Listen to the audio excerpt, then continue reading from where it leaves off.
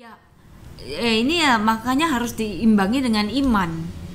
Yang tadi kita baca itu ya, harus beriman nomor satu. Seorang pelayan yang baik haruslah beriman. Jadi karena percaya bahwa Tuhan akan melakukan sesuai yang disabdakannya. Dan perlu belas kasih. Jadi kombinasi tiga ini, iman, belas kasih, rendah hati. Jadi kalau dia punya iman, dia berani melangkah. Kemudian kenapa dia berani? Karena dia tergerak hatinya oleh belas kasih kepada orang yang membutuhkan. Nah, kemudian dia percaya bahwa bukan dia yang sanggup melakukan, tapi Tuhan. Jadi semuanya ini 7 hal ini kan harus jalan sama-sama. Kita sadar kita nggak punya apa-apa, namun kita memberanikan diri karena kita percaya kepada Tuhan. Jadi orang yang berani untuk melakukan karya pelayanan yang besar itu bukanlah orang-orang yang tidak takut sebenarnya. Seperti saya atau Anda semua yang melayani, pasti Anda juga ada ketakutan. Wah, gimana kalau pelayananku tidak berhasil? Kekhawatiran itu selalu lebih besar daripada iman.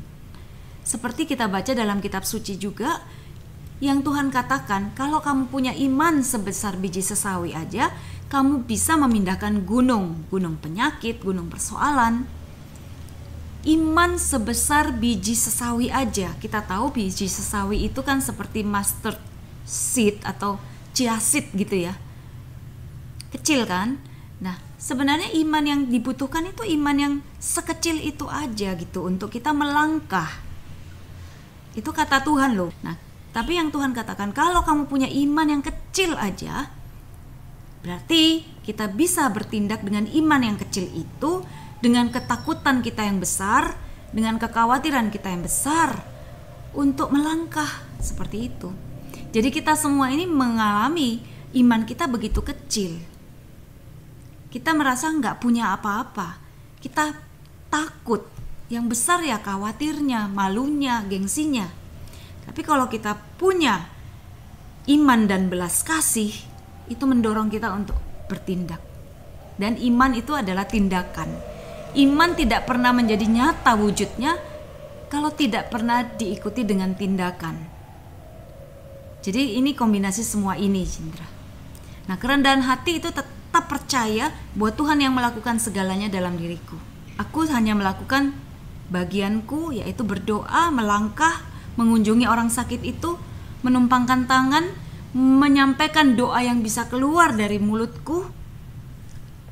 Itu adalah bagian yang bisa aku lakukan, sedangkan yang menyembuhkan Tuhan. Semua dari kita tuh pasti mengalami ketakutan yang besar. Tapi bagaimana kita mau melangkah dengan iman yang kecil, itulah satu langkah iman. Seperti itu. Jadi sampai selevel Romo Yohanes pun saya yakin, sampai selevel orang penyembuh-penyembuh itu ketika mereka katakan ini ada penyembuhan sedang terjadi, mereka pasti bukan 100% yakin, tidak. Tapi mereka tetap mau menyampaikan itu karena iman. Seperti itu. Selalu ada resiko, tapi maukah kita menanggung resiko itu? Itu bagian dari kasih, saya pikir begitu.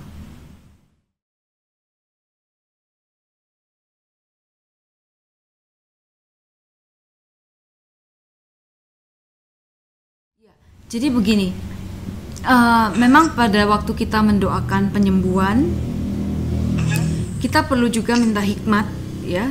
Kira-kira orang ini punya masalah apa, ya? Jadi penyebab sakitnya itu betul-betul karena fisikal ataukah juga mungkin ada psikis.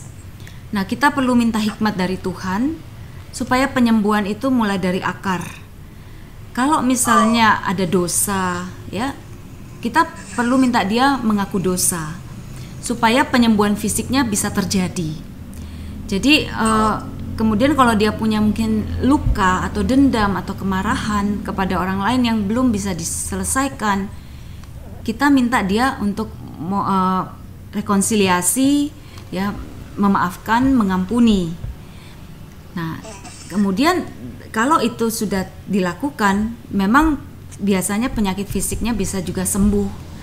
Tetapi kan tidak selalu begitu. Memang ada yang murni fisikal, ya, murni karena sakit fisik.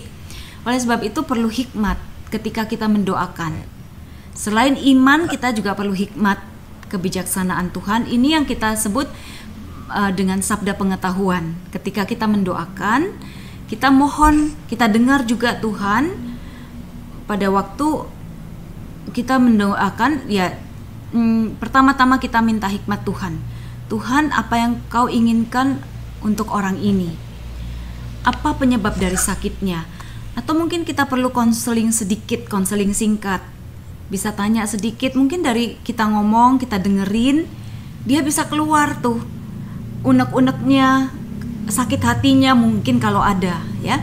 Dari situ dia bisa terbuka, hatinya terbuka. Sebab kalau orang masih punya dendam, dia akan masih menutup gitu untuk rahmat Tuhan. Sehingga penyembuhan fisik itu sulit terjadi. Orang bisa bahasa roh, itu bukan berarti dia sudah mengampuni, sudah terbuka ya. Mungkin dia mau, tetapi dia sendiri tidak sadar atau bahwa dia masih punya blocking yang menghambat. Ya, jadi mungkin memang kelihatannya kompleks, tapi kita nggak usah khawatir ya.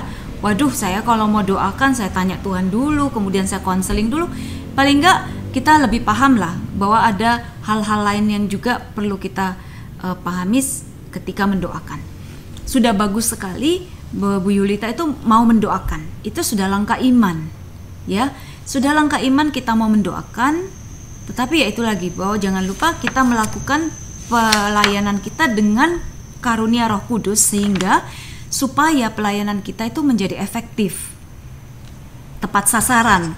Kalau kita mendoakan misalnya orang ini sembuh-sembuh aja fisiknya, tetapi yang masalah sebenarnya itu batinnya dan yang menyebabkan psikosomatis kepada fisik, maka fisiknya nggak bisa sembuh. Ataupun kalau sembuh itu hanya meredakan gejala. Nah, pelayanan dengan karunia Roh Kudus, dengan hikmat Tuhan, dengan sabda pengetahuan, itu menolong kita untuk menyembuhkan orang lain sampai ke akarnya. Nah, tidak usah khawatir. Jangan bilang, waduh aku nggak paham sabda pengetahuan itu apa, saya nggak mengerti. Jangan khawatir, karena dengan kita beriman, dengan kita udah tahu nih sekarang, oh ternyata saya perlu tanya Tuhan penyebabnya. Pasti Tuhan akan bimbing lewat doa kita. Misalnya doa yang dibantu oleh Roh Kudus, dibimbing Roh Kudus, itu mungkin keluarnya, Tuhan bantulah anakmu ini untuk mengampuni, untuk mengasihi.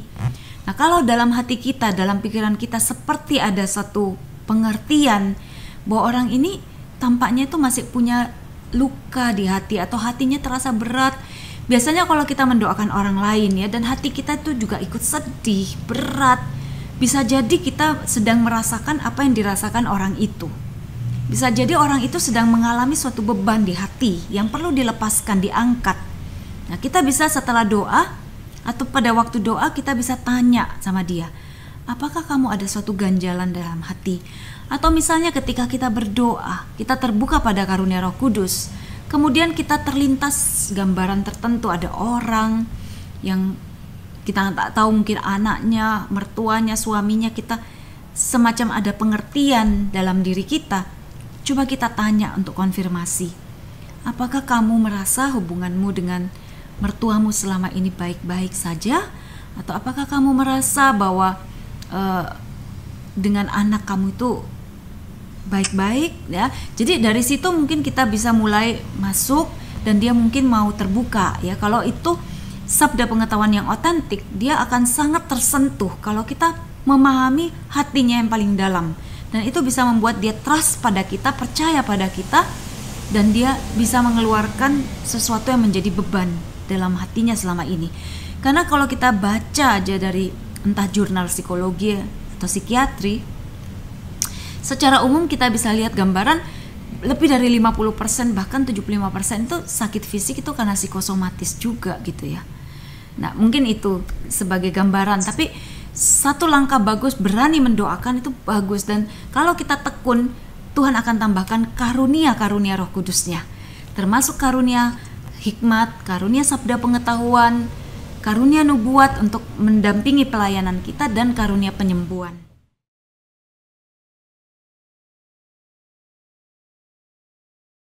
Memang bisa, Bu. Saya tadi sempat sampaikan kalau kita percaya bahwa kuasa Tuhan itu tidak dibatasi oleh ruang dan waktu.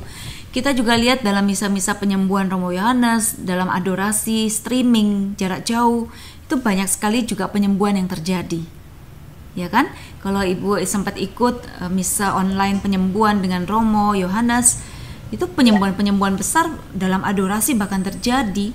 Dan kita tahu lewat kesaksian-kesaksian yang masuk memang itu terkonfirmasi penyembuhan tersebut, dan itu lewat online semua. Jadi memang menjamah itu salah satunya adalah supaya orang yang sakit itu merasa disapa, dikasihi, ya, dan merasa dekat. Tetapi dalam situasi seperti ini saya yakin bahwa semua orang itu bisa memahami, ya, situasi ini. Dan ketika kita telepon aja, kita tawarkan kita mau mendoakan dia saja, itu sudah suatu bentuk kasih, sehingga orang itu bisa merasa diperhatikan, tidak sendirian, dikuatkan. Itu penting sekali, bahwa orang yang sakit itu merasa ada yang menemani, ada yang care, itu memberikan suatu semangat untuk dia sembuh. Jadi saya pikir itu baik sekali untuk kita telepon untuk mendoakan.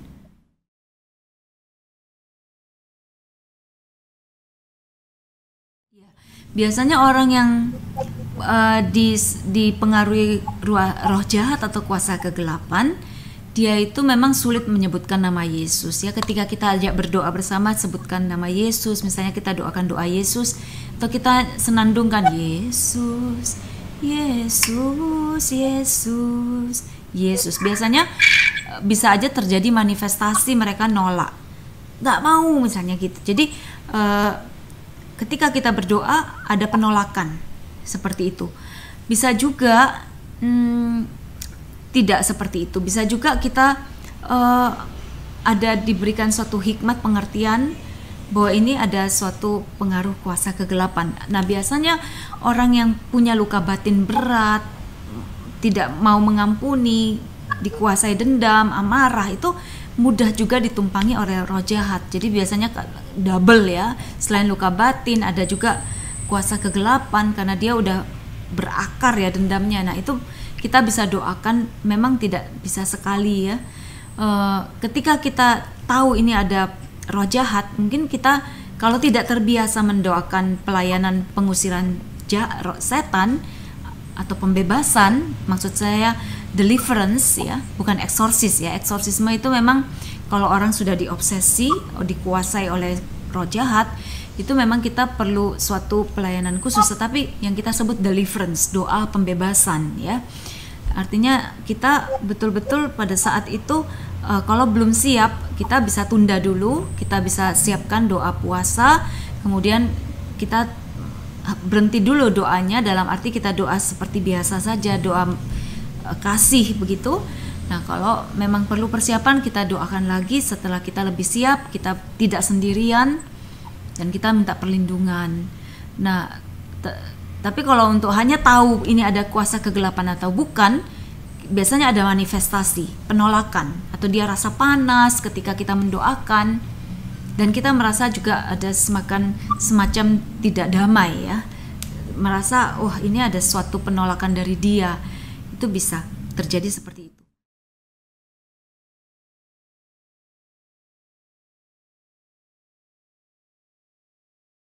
Memang kadang-kadang sulit membedakan, karena orang yang luka batin pun itu bisa ketika didoakan teriak-teriak. Ada juga yang seperti itu, seperti kayak orang dirasuki roh jahat. Karena bisa jadi karena dia luka batin itu juga karena dia butuh perhatian, sampai dia itu ingin terus-menerus diperhatikan, dan dia ada manifestasinya mirip. Memang bisa kejadian ketukar, kadang-kadang dia luka batin kita doakan pembebasan, atau dia kerasukan roh jahat kita doakan luka batin. Nah, itu pentingnya karunia discernment. Makanya kita ketika belajar karunia-karunia Roh Kudus, ada tuh karunia discernment untuk membedakan apakah ini berasal dari roh jahat ataukah dari lukanya sendiri. Nah, tapi itu pun jangan sampai kita mencegah kita untuk melayani, ya, karena kalau nunggu kita ini expert bisa membedakan secara baik baru kita melayani, kita nggak akan mungkin bisa berkembang kalau kita nggak mulai melakukan. Nah, biasanya kita minta bantuan dari orang-orang yang sudah lebih paham. Jadi pernah suatu ketika dalam retret yang seperti sering Romo Yohanes katakan itu, para siapa ya, orang-orang dalam pertemuan suatu seminar mungkin ya dengan orang karismatik, dengan KTM, ada yang kerasukan, sudah didoakan dibawa ke kamar, didoakan kerasukan, ada 2 orang. Nah ternyata nggak sembuh-sembuh, yang dua-duanya tetap nggak sembuh. Setelah Romo Yohanes juga berdoa, dia mengerti bahwa oh, yang didoakan pengusiran, pembebasan ini adalah orang luka batin, makanya nggak sembuh. Dibentak-bentak kan dalam nama Yesus, enyah apa semua ya, luka batinnya nggak bisa sembuh, bukan itu sakitnya. Sebaliknya orang yang didoakan penyembuhan luka batin juga nggak sembuh-sembuh karena ternyata dia kerasukan. Nah ini pentingnya discernment seperti itu.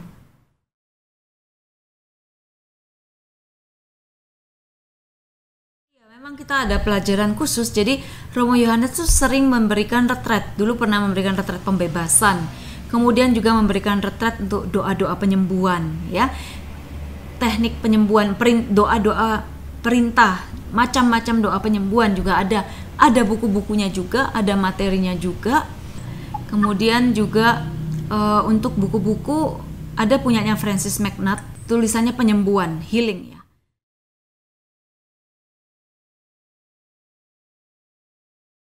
Nah itu betul, itu juga perlu discernment ya. Kalau kita dan sabda pengetahuan, kalau kita diberikan suatu pengertian bukan karena pandangan mata ya. Kalau menurut pemikiran kita, oh ini tampaknya sudah nggak bisa nih. Itu banyak juga dokter yang bisa mengatakan, oh umurmu tinggal 3 bulan, 6 bulan. Padahal dia itu bisa memperkirakan dan dia punya ilmu pengetahuan. Apalagi kita yang hanya melihat kondisi fisik dia, tampaknya dia umur 80, dia udah gini, udah menderita. Kalau kita tidak diberi hikmat khusus oleh Tuhan dalam hati ya, pengertian bahwa kayaknya memang kita perlu hanya doa penyerahan supaya yang terbaik terjadi pada dia. Kalau bukan dari pengertian hati kita sebaiknya tetap mendoakan penyembuhan, apalagi kalau kita lihat betul-betul dia punya semangat. Tapi kalau kita lihat, bukan dengan mata fisik aja, tetapi dengan suatu pengertian dalam hati yang kita begitu yakin bahwa orang ini hanya butuh dibantu untuk menyerahkan diri. Misalnya udah sakit lama, koma gitu ya. Ketika kita sungguh-sungguh datang dan terbuka untuk tanya dulu sama Tuhan, yang penting, Tuhan saya harus doakan apa untuk orang ini. Kalau hati kita mengatakan ya doakan penyerahan, ya kita doakan penyerahan, berarti sesuai ya dengan apa yang kita lihat secara fisik, orang ini udah menderita begitu lama. Makanya seperti eutanasia itu kan tidak pernah dibenarkan dalam gereja Katolik. Karena apa? Itu kan berdasarkan pertimbangan manusia. Kita melihat orang ini menderita, kita mau cepat-cepat menyelesaikan penderitaannya, itu kita ukuran manusiawi sekali. Tapi kita nggak tahu pandangan Tuhan. Bisa saja dengan Tuhan masih terus memberi dia hidup, artinya tanpa alat loh ya. Kalau dia hidup hanya karena alat, itu beda lagi ya.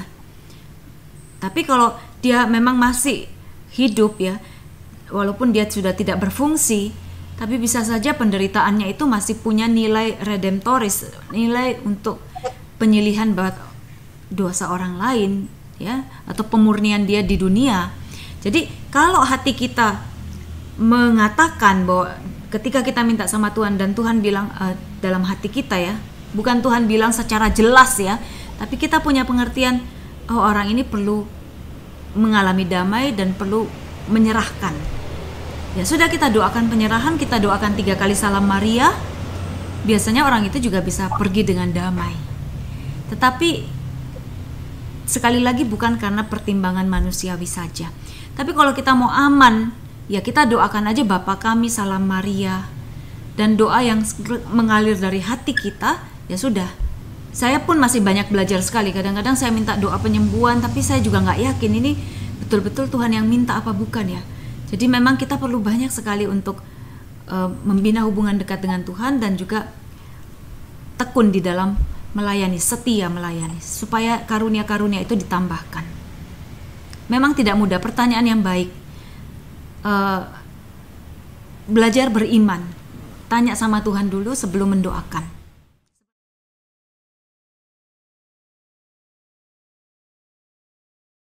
Ya, gini. Jadi karunia-karunia Roh Kudus yang kita sebut karismata yang untuk melayani, yang kita bisa baca di dalam 1 Korintus 12 ayat 7 sampai 11, nubuat, sabda pengetahuan, karunia iman yang dalam bentuk karismata ya, bukan iman harapan dan kasih kebajikan teologal, bukan ya. Karunia iman yang sesaat itu, kemudian karunia penyembuhan, sabda pengetahuan, itu semua memang bentuknya urapan atau diberikan pada saat dibutuhkan.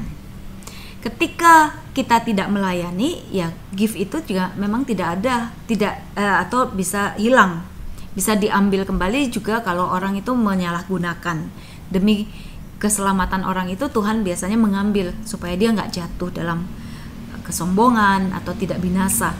Tapi ketika kita melayani, maka gift itu akan ditambahkan.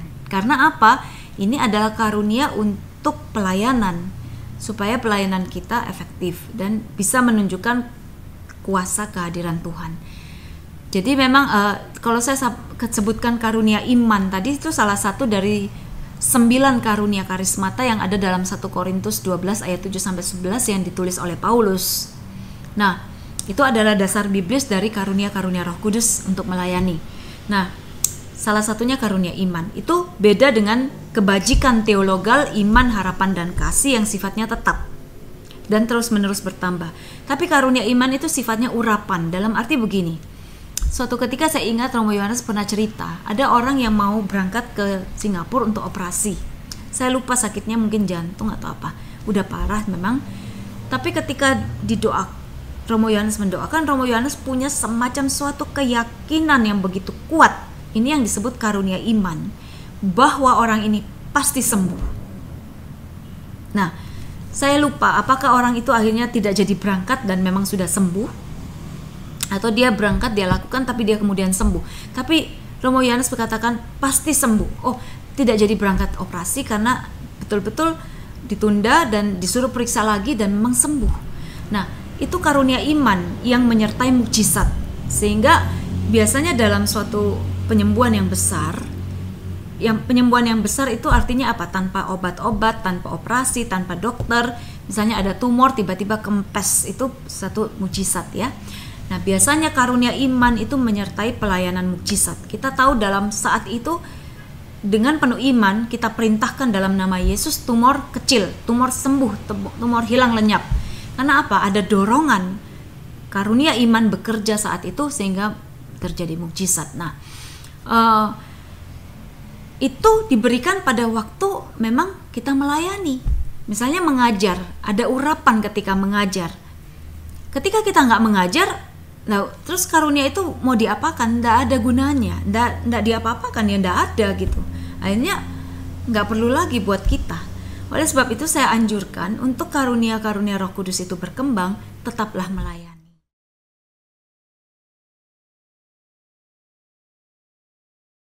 Nah, kalau sudah mulai lagi ya itu pasti akan diberikan. Asal kita juga belajar lagi ya. Belajar dalam arti hanya tahu secara praktis aja, bagaimana untuk terbuka, untuk dibimbing oleh karunia-karunia, oleh Roh Kudus untuk menerima karunia-karunia ini. Nah, makanya kapan-kapan saya tawarkan kita belajar lagi secara simple, praktis aja untuk kembali mengingatkan kita cara-cara praktisnya aja untuk menerima karunia-karunia ini. Tapi secara umum adalah doa pribadi yang tetap bagus, kemudian mau melayani ya sudah. Nanti kita bisa doa lagi, minta mohon karunia-karunia, pencurahan karunia-karunia Roh Kudus itu.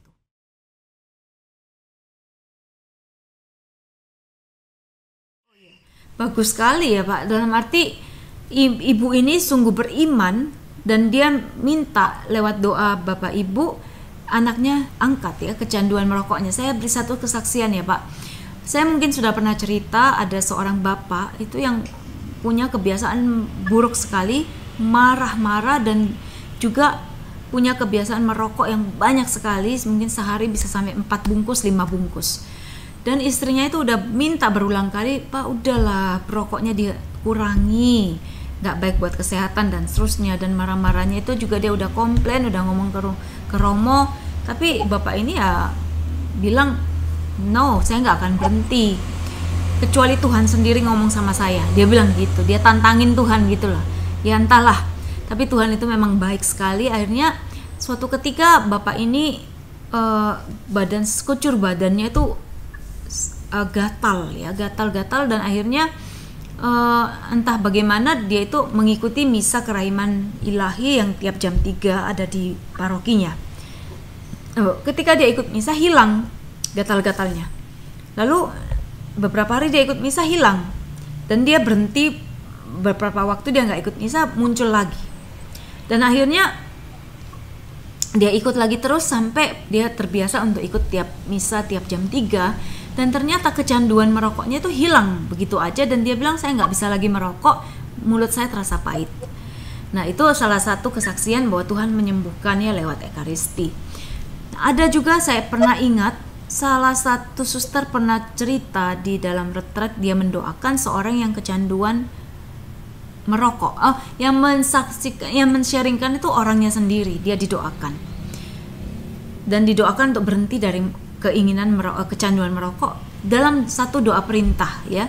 Dalam nama Yesus, kecanduan merokok saat ini berhenti dan engkau dilepaskan dari kecanduan merokok. Dalam satu doa perintah yang dengan iman, orang itu ketika didoakan sesaat hilang kecanduan merokoknya. Jadi memang ada dan bisa seperti itu ya. Dan ajak aja juga ibunya mendoakan. Kalau dia punya relasi yang dekat dengan anaknya, dengan orang yang didoakan, itu pasti dia kasihnya jauh lebih besar daripada kita ya.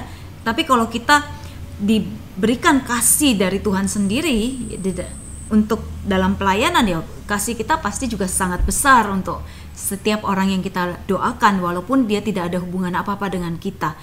Makanya kasih dari Tuhan yang kita terima dalam doa itu sangat penting. Kita bisa doakan dengan doa perintah. Dalam nama Yesus, kecanduan, aku lepaskan engkau dari kecanduan merokok. Dan doa perintah ini memang dasarnya juga dari otoritas yang Tuhan berikan kepada kita. Pertama Tuhan bilang, ketahuilah aku menyertai engkau sampai akhir zaman. Dalam Matius 28 ayat 20 dikatakan seperti itu.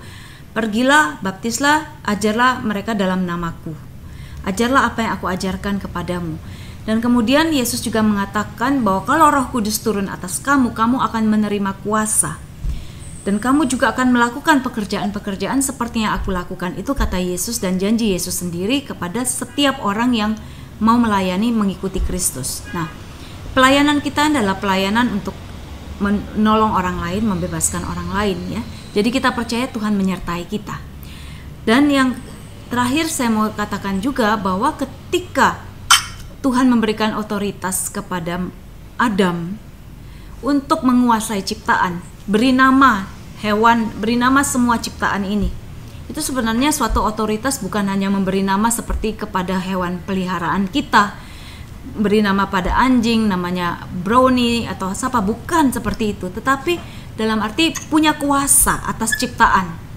Nah, ketika ciptaan itu mendengarkan perintah kita dalam kesatuan kita dengan Tuhan, dia tidak hanya mendengarkan kita tetapi juga mendengarkan suara Tuhan dalam arti tunduk kepada Tuhan. Demikian juga segala macam ciptaan dan juga penyakit. Sebenarnya ketika kita dalam nama Yesus ya, kita punya otoritas untuk memerintahkan terjadinya sesuatu atas orang-orang itu, atas penyakit lewat perkataan. Jadi kita lihat juga seperti kuasa kata-kata itu juga besar ya, seperti orang tua yang mengutuk anak dan terjadi sesungguhnya seperti itu.